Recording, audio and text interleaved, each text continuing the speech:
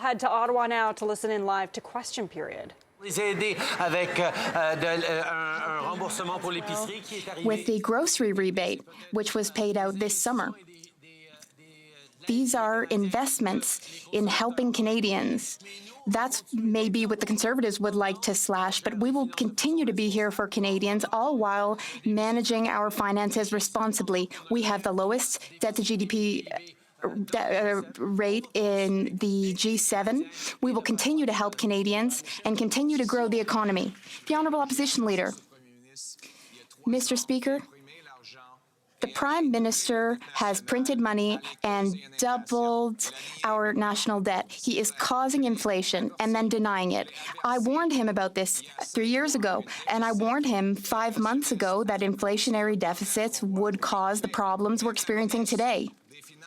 Even the Finance Minister said that deficits put oil on the fire of inflation. And then right after that, she added 60 billion of oil to that inflation. So when will they balance the books to bring down inflation? The Honourable Prime Minister. What the Leader of the Opposition seems to be saying is that he wouldn't have paid the grocery rebate to 11 million Canadians. He's saying that he wouldn't have invested in dental care for Canadians living with low and modest incomes. He wouldn't have helped children with dental care, and he wouldn't have cut daycare costs in half. He's saying that he wouldn't have been there for Canadians to help them get through tough times. But us, Mr. Speaker, we are there for Canadians, all while managing the deficit and public finances responsibly. We want to bring inflation down, yes? The Honourable Leader of the Opposition.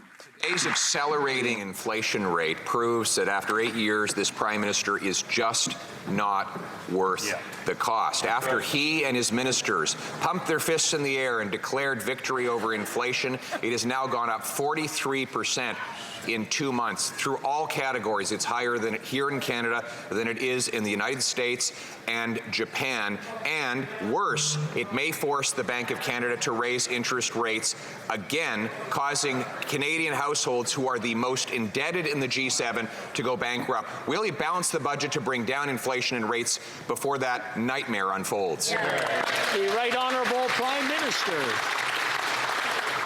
Over the past year, we've demonstrated that we were able to bring down inflation from the highs of 8.1%, while at the same time being there to invest in Canadians. What the Leader of the Opposition is saying is he wouldn't have been there to help 11 million Canadians with the grocery rebate. He wouldn't have been there to help Canadians with dental care for kids whose families can't send them to the dentist. He certainly wouldn't have been there to cut childcare fees in half right across the country on the way to $10 a day. Those are measures, Mr. Speaker, that have helped Canadians while maintaining fiscal responsibility and seeing inflation.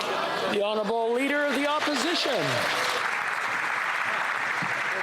Doubling the debt on Canadians is not fiscal responsibility, and forcing Canadians to live in tents is not compassion, Mr. Speaker. That is the reality. After 8 years of this Prime Minister, life is miserable, especially for the poorest among us. And his solution is to make everything cost even more. Inflation is now accelerating. He hasn't brought it down. He stacked 4% inflation on top of the previous 8% inflation, which means that Canadians can't eat, heat, or house themselves. Will he reverse his disastrous policy so Canadians can pay their bills? Honourable Prime Minister.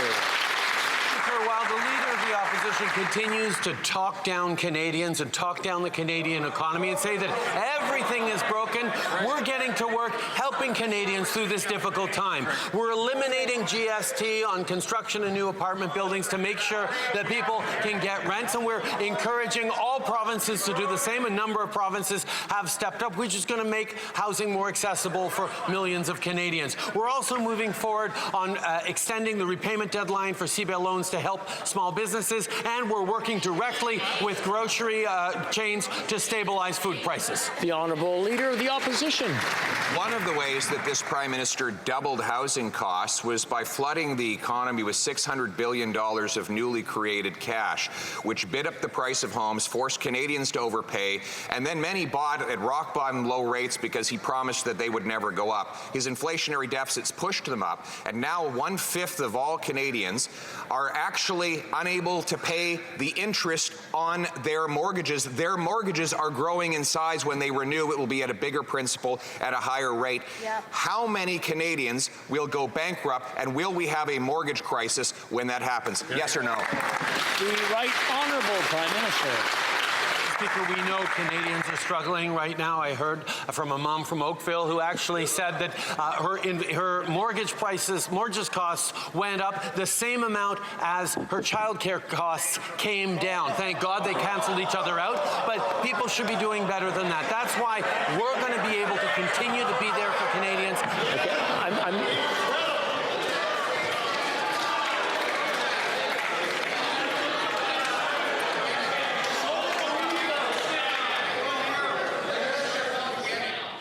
Okay, we've been listening in live there to Question Period in Ottawa, where Prime Minister Justin Trudeau and Conservative leader Pierre Poilievre were going back and forth on the issues of affordability and housing in this country.